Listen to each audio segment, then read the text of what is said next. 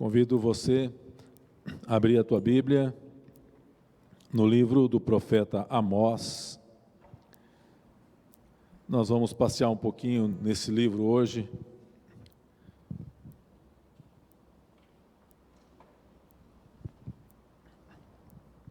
Livro do profeta Amós. Enquanto eu preparava essa mensagem,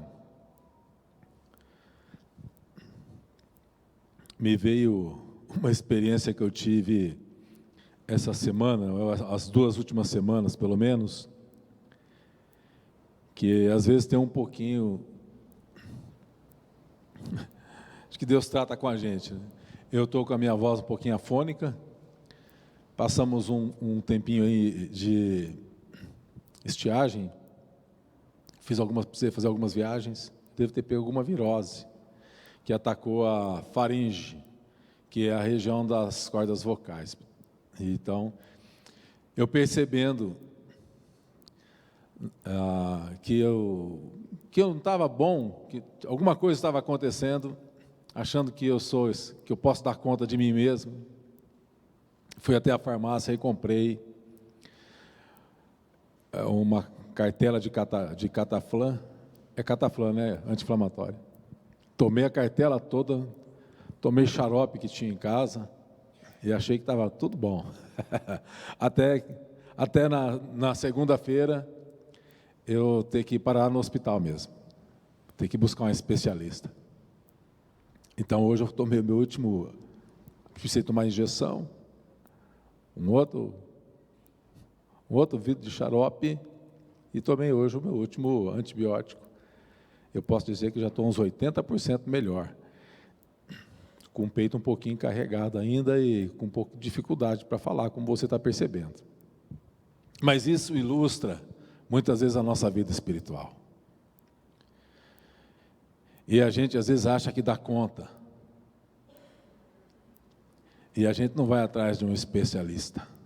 Não procura o pastor, não procura o irmão, e não abre o coração, e só sofre sozinho, e só busca quando percebe que o negócio está arruinando, não é verdade? Ou é só comigo que é assim? Às vezes a gente faz assim. Nós vamos meditar um pouquinho no livro do profeta Amós, e a gente vai perceber esse quadro na nação de Israel.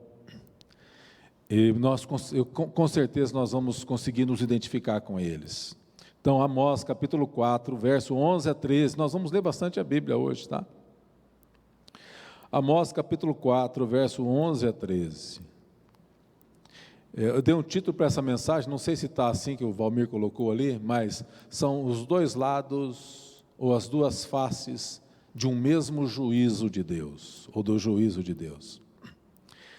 Amós: subverti algum dentre vós, como Deus subverteu a Sodoma e Gomorra, e vós fostes como um tição arrebatado da fogueira. Contudo, não vos convertestes a mim, diz o Senhor.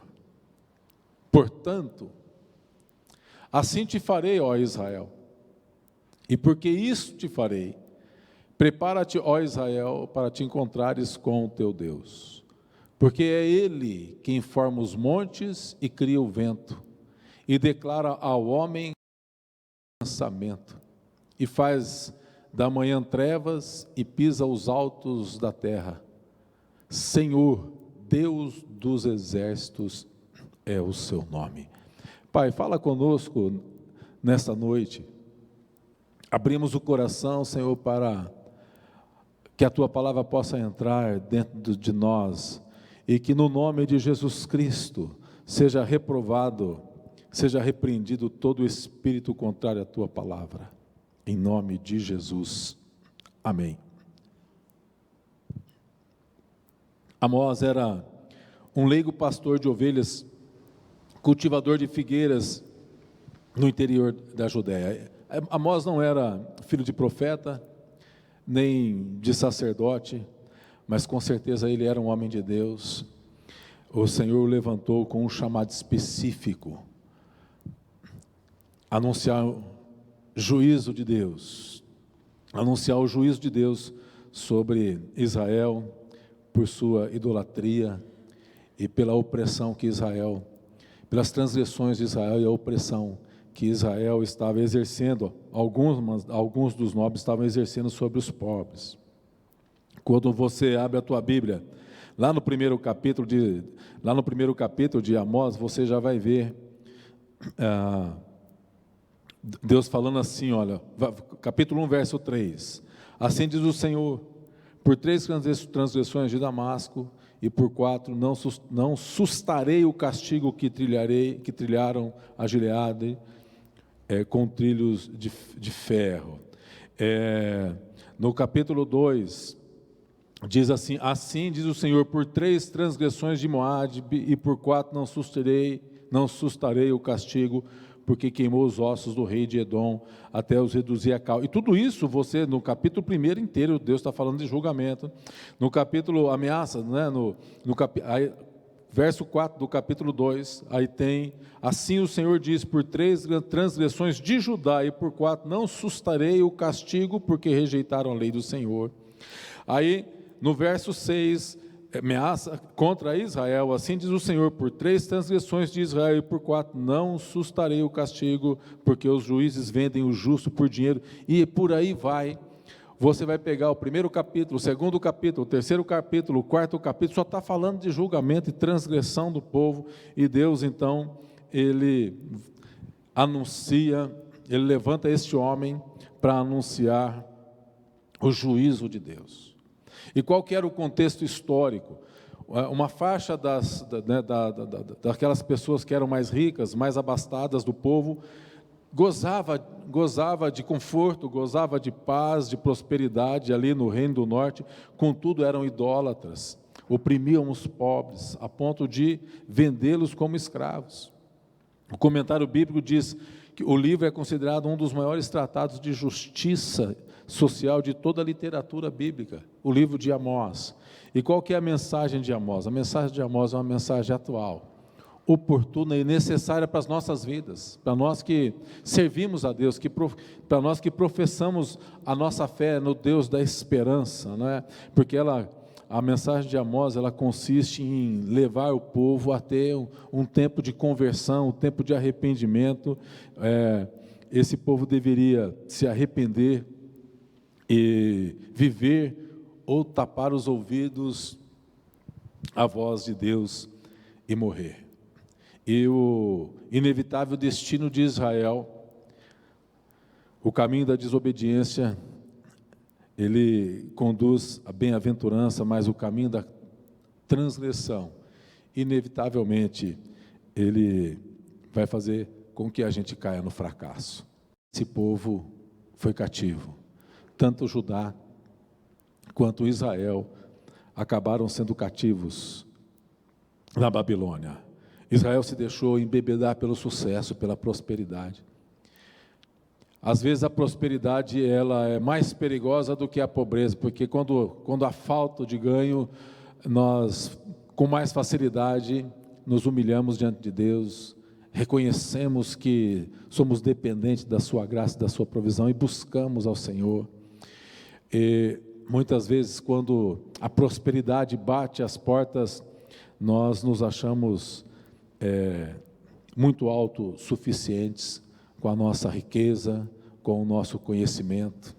Assim como eu, achei que não precisava de médico, fui lá na farmácia comprando os remédios, inclusive o farmacêutico queria vender um remédio, falei, não, eu quero esse.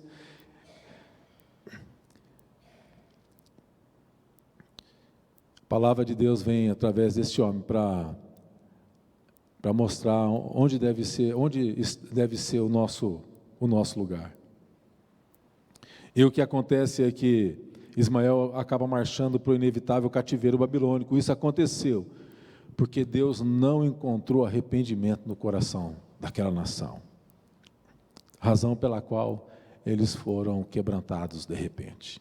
Então, eu quero abordar hoje 2 importantes realidades que nós encontramos na palavra de Deus, que são enfatizados na Bíblia, não apenas para o crente, mas a todas as pessoas que todas as pessoas precisarão lidar, porque se você perceber ali no livro de Amós, a partir do capítulo 1, Deus não está tratando apenas com o reino do norte, aqui em específico no capítulo 4 sim, mas você vai ver Deus tratando com todas as nações.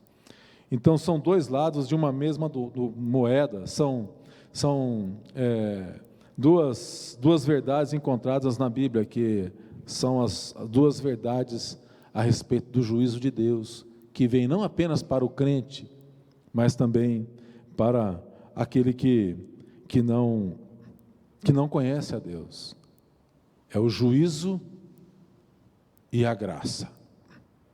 O juízo de Deus e o convite da graça. Essas duas realidades, elas são encontradas desde Gênesis até o livro de Apocalipse. E o primeiro ponto nós vamos tratar aqui, primeiramente, sobre o juízo de Deus. Amós retrata o seguinte cenário: o povo diante do tribunal de Deus. Amós fala de um acerto de contas. Acerto de contas. A palavra de Deus diz que toda língua confessará, todo joelho dobrará, todos nós haveremos de comparecer diante do tribunal de Deus, todos nós, todos nós. E então, Deus está dizendo: portanto, assim te farei, ó Israel, e porque isso te farei, prepara-te, ó Israel, para encontrares com o teu Deus. A primeira grande pergunta que cada um precisa responder para si mesmo é: será que nós estamos preparados para comparecer diante o tribunal de Deus? Você está preparado para comparecer ante esse tribunal? Estou preparado? Israel não estava preparado. E Deus estava dando um tempo para que Israel pudesse se arrepender, para que pudesse haver conversão, para que pudesse haver cura, para que pudesse haver perdão. E a gente percebe isso quando nós olhamos para o retrovisor da vida, quando muitas vezes nós temos oportunidade de ouvir testemunho de salvação, de pessoas sendo alcançadas pela graça, a gente vai vendo e vai percebendo quantas janelas que Deus vai abrindo, dando oportunidade para que haja arrependimento nos nossos corações, para que haja cura, para que haja graça, para que haja perdão, para que a gente não venha cair diante de Deus sem estar preparado. O fato é que o ser humano, quer aceite, quer não, quer creia, quer não, a Bíblia, ela diz que um dia o juízo de Deus virá para todo mundo.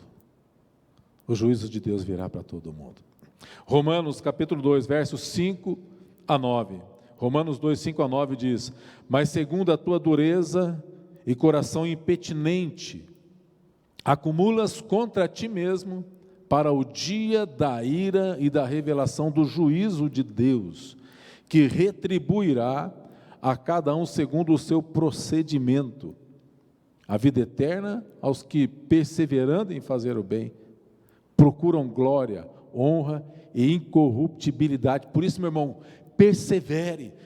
Você já pensou em desistir? Não desista, persevere, porque aqui há promessa àqueles que perseveram, a vida eterna aos que perseveram, mas ira e indignação aos facciosos, que desobedecem à verdade e obedecem à injustiça. Tribulação e angústia virão sobre a alma de qualquer homem que faz o mal, tanto judeu como ao grego.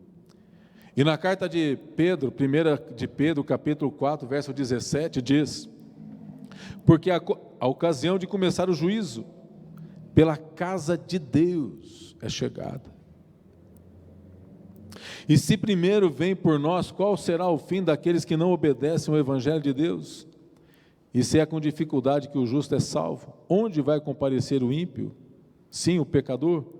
Por isso também, os que sofrem segundo a vontade de Deus, encomendem a sua alma ao fiel Criador na prática do bem. E a gente percebe em toda a literatura bíblica, já podemos citar vários textos aqui, Deus nos dando oportunidade e condições para que a gente esteja preparado para esse dia. E quais os pecados que o profeta Amós aponta que trouxeram juízo sobre Israel?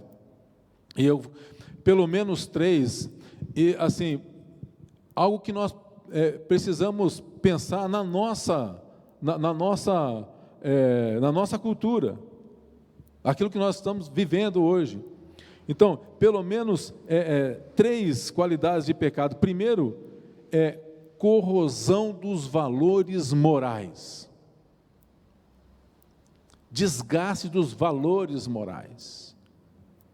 Olha, eu vou ler com você aqui, Amós capítulo 4, verso 1 e 2. Ouvi esta palavra, vacas de Bazã, que estais no monte de Samaria, oprimis os pobres, esmagai os necessitados, e dizei a vosso marido, dá cá e bebamos. Jurou o Senhor Deus pela sua santidade, que dias estão para vir sobre vós, em que vos levarão com anzóis e as vossas restantes com fisga de pesca. O que os comentaristas dizem acerca desse texto? Que aquelas ricas mulheres de Israel eram chamadas de vacas gordas. Eram mulheres mimadas que incentivavam seus maridos de modo egoísta a oprimir os indefesos, a fim de manterem o seu próprio estilo de vida. Um estilo de vida que desagradava a Deus. O padrão moral havia despencado, e esse é um pecado que está sendo desmascarado, apontado através do profeta Amós. E minha gente, quando nós olhamos para algumas realidades acerca desse assunto, para a atualidade, a gente percebe que isso é algo que está muito latente na nossa cultura, e não apenas no nosso Brasil, mas a gente vê isso acontecendo em todas as partes do mundo. O segundo pecado é um pecado tão grave quanto a degradação dos valores morais, é o pecado da hipocrisia na prática religiosa, cegueira espiritual. Olha aqui, capítulo 4, versos 4 e 5. Então o profeta diz: vinde a Betel e transgredi, a Gilgal e multiplicai as transgressões, e cada manhã trazei os vossos sacrifícios, de 3 em 3 dias, os vossos dízimos, ofereceis sacrifício de louvores, do que é levedado, e apregoai ofertas voluntárias, publicai-as, porque disso gostais, ó filho de Israel, disse o Senhor Deus. Sarcasticamente, Amós está aqui convidando o povo a pecar em Betel, em Gilgal, onde adoravam os ídolos, em vez de cultuarem a Deus. A cidade de Betel era o local onde Deus havia renovado a aliança com Abraão e Jacó. Nessa época, Betel era o centro religioso do Reino do Norte, local onde Jeroboão havia instalado um ídolo a fim de desencorajar as pessoas a virem até Jerusalém para adorar a Deus. Ele foi instalado por ocasião da ruptura do reinado de Salomão, um ponto de adoração para que o povo não descesse ali. E ali foi instalada a idolatria do povo. E uma terceira transgressão do povo é o pecado de obstinação, obstinados diante da disciplina do Senhor, diante da disciplina de Deus. Olha o que diz aqui no capítulo 4, dos versos 6 até o verso 11. Todos estes versos vão terminar com a seguinte afirmação: contudo, não vos convertestes a mim. Olha o que diz, verso 6: vos deixei de dentes limpos em todas as vossas cidades e com falta de pão em todos os vossos lugares. Contudo, não vos convertestes a mim, diz o Senhor. No verso 7, além disso eu retive a chuva, 3 meses ainda antes da ceifa, fiz chover sobre uma cidade, sobre a outra não, um campo teve chuva, mas o outro não teve, ficou seco, andaram 2 ou 3 cidades, indo a outra cidade, beberam água, mas não se saciaram. Contudo, não vos convertestes a mim, diz o Senhor. Olha o que diz o verso 9, eu vos feri com crestamento e a ferrugem, A multidão das vossas hortas e as vossas vinhas, as vossas figueiras, as vossas oliveiras, devorou o gafanhoto. Contudo, não vos convertestes a mim, diz o Senhor. No verso 10, enviei a peste contra vocês, assim como no Egito, os vossos jovens, eu os matei à espada, os vossos cavalos deixei levar preso, o mau cheiro dos vossos arraiais fiz subir sobre os vossos narizes. Contudo, não vos convertestes a mim, diz o Senhor. Verso 11, subverti algum deles, como Deus subverteu Sodoma e Gomorra, e vós foste como um tição arrebatado da fogueira, ou seja, ainda tirei vocês, contudo, não vos convertestes a mim, diz o Senhor. Deus está mandando a disciplina. Não importava a maneira como Deus advertiu o povo, se pela fome, se pela seca, se pela peste, se pelos gafanhotos, se pela guerra, simplesmente o povo ignorava a disciplina do Senhor, não se convertia ao Senhor, não se voltava ao Senhor, e Deus dizia, contudo, não vos convertestes a mim, diz o Senhor. E muitas vezes nós perguntamos algumas coisas que acontecem com a gente, e será que nós já paramos para pensar que algumas coisas que Deus permite, porque não é Deus quem faz, mas Ele permite, para que a gente se converta a Ele, para que a gente renove a nossa fidelidade a Ele. Tem algumas pessoas que não importa a maneira como Deus adverte, chamando ao arrependimento, porque eles continuam muitas vezes ignorando o chamado de Deus, não importa. Muitos acabam ignorando, assim como na ilustração daquela inundação, onde a pessoa, ela fica presa, ilhada na sua casa, esperando o socorro de Deus, orando a Deus, clamando a Deus, e as pessoas vão de canoa, as pessoas vão, e não, eu estou clamando a Deus, Deus vai me salvar, e no fim essa pessoa morre mesmo afogada, e ele vai questionar a Deus, e Deus fala, nossa, mas eu te mandei tanta gente lá, mandei um barco, mandei outra pessoa, mandei o outro. E tem pessoas que são assim, que ignoram constantemente o chamado de Deus para o arrependimento. Diante disso, o juízo de Deus se tornou inevitável. Quando nós constantemente ignoramos o chamado de Deus, a disciplina, inevitavelmente, o juízo de Deus virá sobre as nossas vidas. E sofreremos as consequências. Amós enfatiza aqui algumas verdades, né? A certeza do juízo. E isso é o que Amós está dizendo, ó, portanto, assim te farei, Israel. E porque isso te farei, prepara-te. Jesus falou de um homem que se preparou para viver, mas não se preparou para morrer. Lucas, capítulo 12, verso 20 a 21. Mas Deus lhe disse, louco, esta noite te pedirão a tua alma, e o que tens preparado? Para quem será? Assim é o que entesoura para si e não é rico para com Deus. Aqui Jesus não está condenando a riqueza, Jesus não está condenando o trabalho honesto, Jesus não está condenando a prosperidade. Aqui Jesus está condenando que este homem teve tempo para Deus, mas ele dedicou todo o seu tempo para si mesmo e não teve tempo para desenvolver a sua salvação. A palavra do Senhor diz que nós precisamos desenvolver a nossa salvação com santidade, sem a qual ninguém verá a Deus. Portanto, o encontro com o juízo de Deus é inevitável. Tudo o que fazemos está registrado.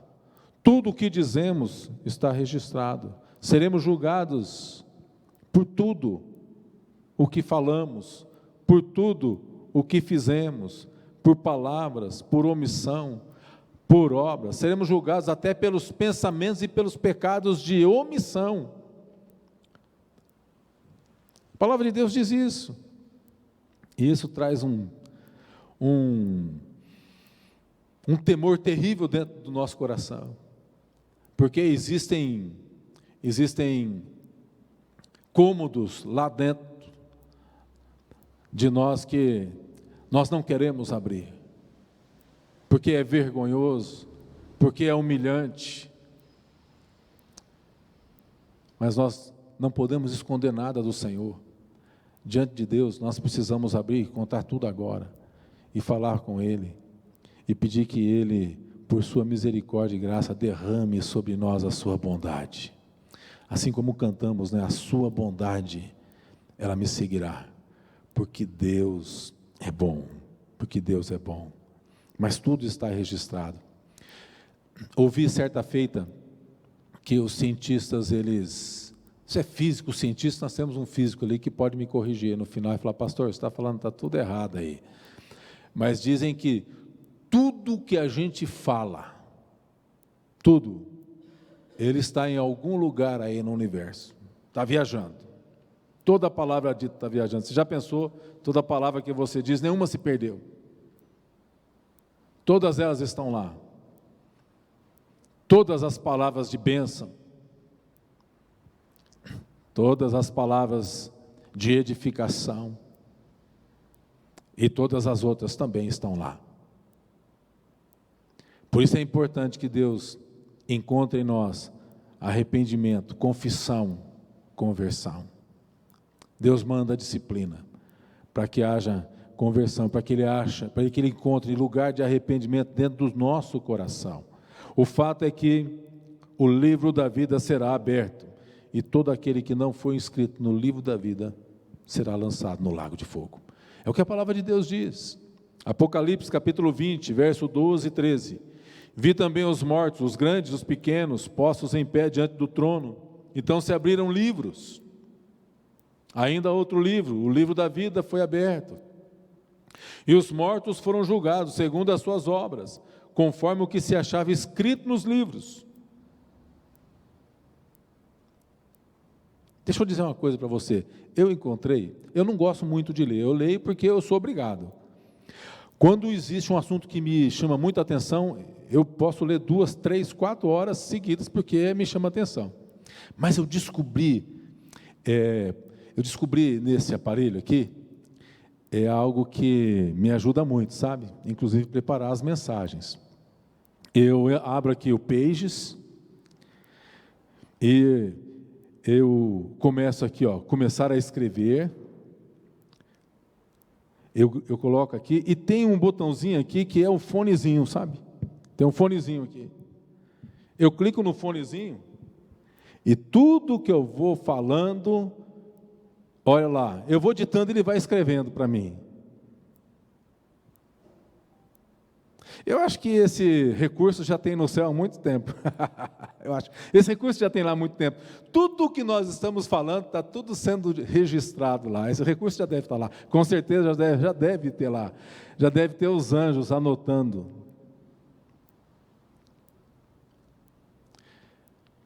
Também vai ter anotado lá o dia da nossa confissão. O dia em que o sangue do Cordeiro cobriu a multidão dos nossos pecados. Certamente estará ditado. E seremos justificados. Então veja, Deus em sua graça, Ele antecipa para Israel, para que Israel tenha tempo de se arrepender. E essa é a necessidade de nós estarmos preparados.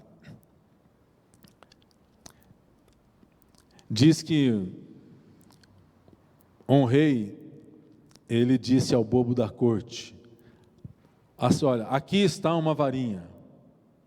No dia que você encontrar alguém mais bobo que você, entregue-a. Diz que passou um tempo, o rei ficou doente. E o palhaço perguntou, o senhor está preparado para a morte, para a eternidade? E ele respondeu, não. Então o bobo lhe devolveu a varinha e disse, o Senhor é o mais tolo de todos os homens que já vi, pois se preparou para viver, mas não para morrer. O Senhor nos chama ao arrependimento, confissão, e nós precisamos estar preparados, é o que a palavra de Deus diz. Portanto, assim te farei, ó Israel, e porque isso te farei, prepara-te para encontrares com teu Deus. Então, esse é o primeiro lado dessa moeda, né? Esse é o primeiro lado do juízo de Deus, a primeira face do juízo, mas nós temos, aleluia, graças a Deus, o segundo lado, que é o convite da graça.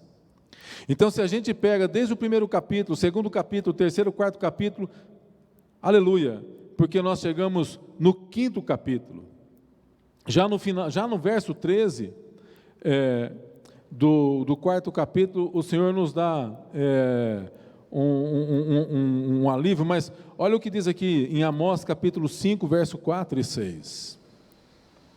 Amós 5, 4 e 6. Pois assim diz o Senhor, a casa de Israel: buscai-me e vivei. Porém não busqueis a Betel, não vão a Gilgal, nem passeis a Berseba, porque Gilgal certamente será levada cativa, Betel será desfeita em nada. Buscai ao Senhor e vivei, porque não irrompa na casa de José como um fogo que a consuma, e não haja em Betel quem o apague. O Senhor está fazendo o convite, é o convite da graça, e ele já começa no verso 12, porque no verso 12, a gente pensa no juízo, mas também podemos pensar como itens de encorajamento da graça. As palavras prepara-te,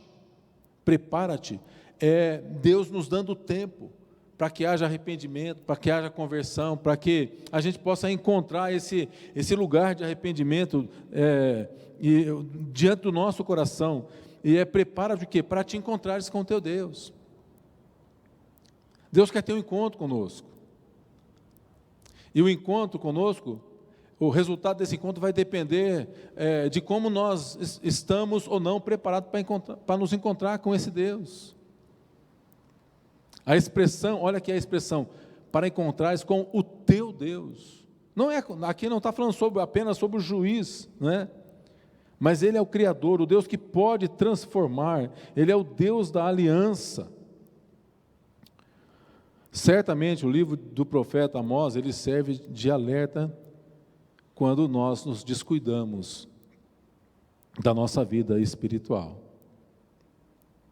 E o que fica evidente é que quando o Senhor encontra degradação espiritual nas nossas vidas, assim como fez com Israel, ele pensou que podia comparar a Deus com ritos e ofertas, com a liturgia, com a frequência do culto e escapar do confronto divino. Não, Deus quer o nosso coração, Ele quer Ele quer o nosso coração. Então, o apelo de Deus é esse: buscai a Deus. O apelo é que nós devemos buscar a Deus e não a religião. O Deus deve ser o alvo da nossa busca e não a mera procura da cura, da bênção, da prosperidade. Essas coisas, elas já fazem parte do pacote completo.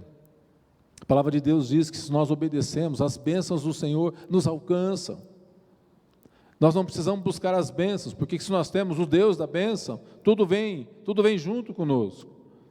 Então nós devemos buscar a Deus por causa dEle mesmo, não por causa de saúde, não por causa de sucesso, não por causa de cura. Nós devemos buscar a Deus por Ele mesmo, porque Ele é o sumo bem, Ele é o Senhor. O salmista, Salmo 73, 25, ele diz: a quem tenho no céu senão a ti, e na terra não há quem eu deseje além de ti. Então essa busca deve ser uma busca com sinceridade e com senso de urgência. É abrir e rasgar o nosso coração diante do Senhor e nos colocarmos diante dEle e dizer ao Senhor as nossas limitações, porque Ele nos conhece. O profeta Jeremias diz, verso 29, 13: buscar-me-eis e me achareis, quando me buscar de todo o vosso coração. Buscar-me-eis e me achareis. Deus mesmo está dizendo isso. Se nós passarmos a buscar, agora algumas perguntas precisam ser feitas acerca desse importante assunto: o que é buscar ao Senhor?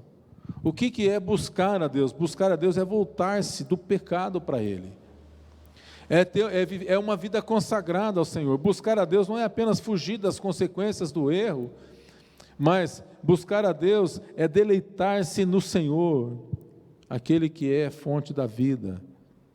E por que devemos buscar ao Senhor? Devemos buscar a Deus porque só nele há redenção e esperança. O juízo virá sobre todos nós, mas nele há esperança, nele há redenção. Ele é a ressurreição e a vida. Ele foi morto, mas ressuscitou, entrou na ressurreição e Ele intercede por nós. Devemos buscar a Deus, porque só Ele pode nos dar vida e pode nos socorrer. Devemos buscar a Deus, porque só Ele é o caminho, a verdade e a vida. O caminho da desobediência é a estrada da morte, como já disse alguém, mas na roda da obediência nós desfrutaremos de vida abundante e eterna. Vida abundante e eterna. Interessante que hoje à tarde eu estava vendo como que é o nome daquilo? É Reels que passa no Instagram? Tem um nome de quando passa uns... É Reels? É. Então estava passando lá o pastor Cláudio Duarte falando sobre a vida abundante e as aflições da vida. As aflições fazem parte. Mas as aflições não são abundantes. O que nós precisamos ter é a vida abundante. E a vida abundante, ela acontece na presença de Deus Todo-Poderoso. No mundo passamos aflições, mas o Senhor nos sustenta em todas elas. Então, por isso, veja, olha o que a obediência pode fazer conosco. O Senhor Jesus nunca pede e nunca vai pedir algo para nós, para mim e para você, que Ele mesmo não tenha feito primeiramente como exemplo. Filipenses capítulo 2, versos 5 a 11, Paulo, ele nos exorta a termos o mesmo sentimento que houve em Cristo, que subsistindo em forma de Deus, não julgou ser igual a Deus, verso 7, mas ele mesmo se esvazia, assumindo a forma de servo, tornando-se semelhante de homens, reconhecido em figura humana, ele a si mesmo se humilha, tornando-se obediente até a morte, e morte de cruz. Aqui está as aflições. No entanto, aqui também tem vida abundante. Verso 9, pelo que também Deus o exaltou sobremaneira, lhe deu o nome que está acima de todo nome, para que ao nome de Jesus se dobre todo o joelho nos céus, na terra, debaixo da terra, toda língua confesse que Jesus Cristo é o Senhor, para a glória de Deus Pai. Vida abundante. Na obediência, tem vida abundante. Ela não nos priva das aflições e das dificuldades, mas ela nos garante vida abundante. Vida abundante. As lutas vêm, perseguições vêm, lugares sagrados podem ser destruídos, quando as verdades de vida são torcidas. Mas Deus sempre continua sendo uma fonte de vida para as nossas vidas. E Deus faz uma promessa aqui, através do profeta Amós: aquele que buscar ao Senhor, buscai-me e vivei, buscai-me e vivei. O povo buscava Betel, Beceba, Gilgal, e voltava pior. Eles iam ao templo, mas continuavam cegos, prisioneiros dos seus pecados. Tentavam encontrar sentido para a sua vida nos rituais, na liturgia. Muitas vezes nós conseguimos nos identificar com esse povo, porque quantas vezes nós, também cegos, prisioneiros, muitas vezes, de situações que nos aprisionavam, pecado.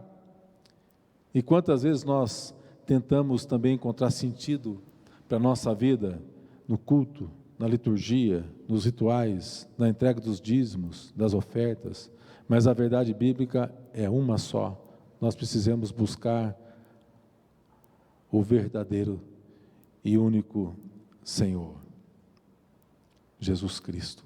João 17,3 diz: e a vida eterna é esta, que te conheçam a ti, o único Deus verdadeiro, e a Jesus Cristo, a quem enviaste. Portanto, irmãos, o nosso culto precisa ser teocêntrico. E o nosso culto não pode ser apenas num dia de domingo. Porque o culto é um serviço que prestamos a Deus. A palavra culto significa serviço sagrado. E o culto é um serviço que prestamos a Deus. Se nós pensarmos na obra de Deus, qual que é a obra de Deus? A obra de Deus é salvar vidas, é alertar pessoas do juízo que vem. Então aqui, eu creio que aqui nós estamos sendo preparados. Mas, quando terminar o culto, esse tempo de culto, e começar a missão, então lá, na nossa atividade de trabalho, no nosso dia a dia, quando formos confrontar os nossos filhos, quando formos fazer o trabalho para os nossos patrões, quando formos fazer as nossas atividades do dia a dia, o culto santo, o serviço santo a Deus continua, porque é ali que nós temos a oportunidade de darmos o testemunho de um Deus que anuncia juízo, mas que nos dá um tempo de preparo para que haja arrependimento e para que o seu juízo não venha sobre nós. Pelo contrário, para que sua graça seja derramada sobre nossas vidas, para que os nossos nomes sejam arrolados no livro da vida. Que Deus nos abençoe, que o Senhor nos fortaleça, que o Senhor nos dê essa consciência, essa convicção de que nós precisamos buscá-lo e viver na presença dEle em todo o tempo. Vamos orar ao Senhor, vamos colocar as nossas vidas diante do Pai.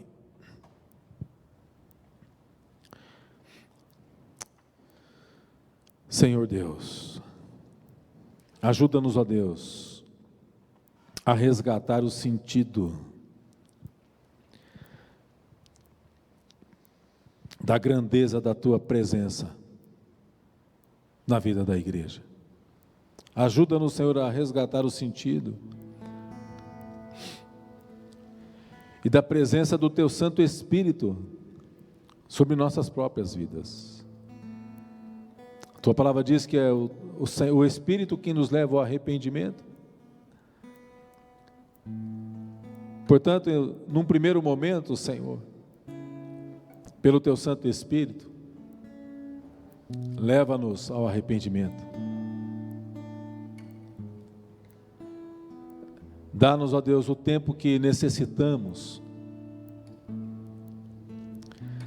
para que arrependimento seja encontrado dentro dos nossos corações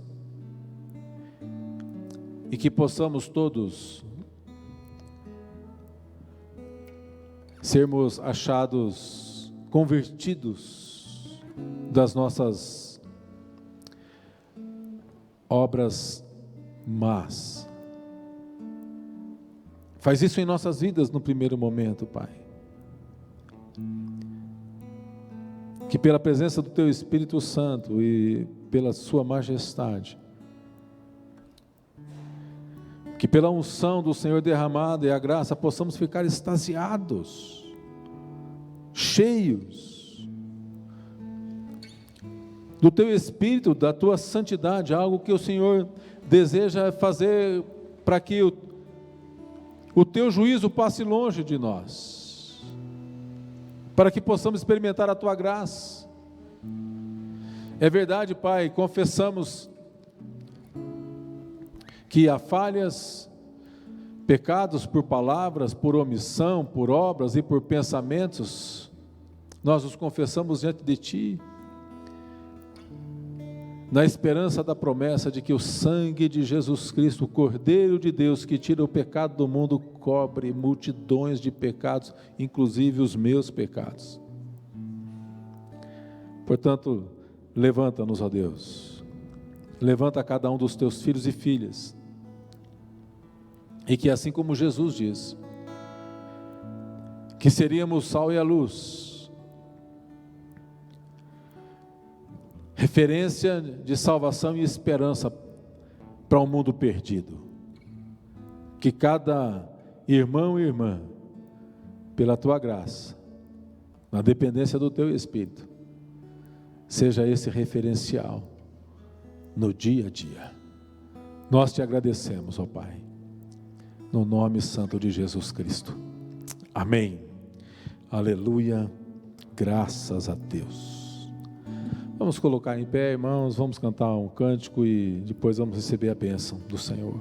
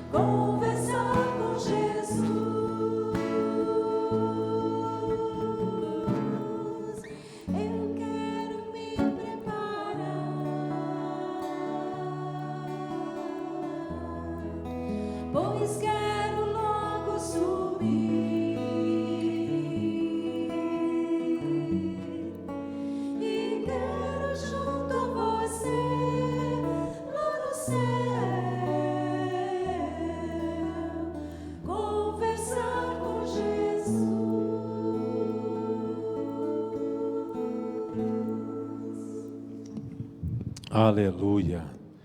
E eu quero dizer uma coisa para você. Se você está aqui, você pode ter certeza que você está no melhor lugar, na casa do Senhor, sendo preparado para ter o encontro tremendo e maravilhoso com o Rei dos Reis, o Senhor da vida.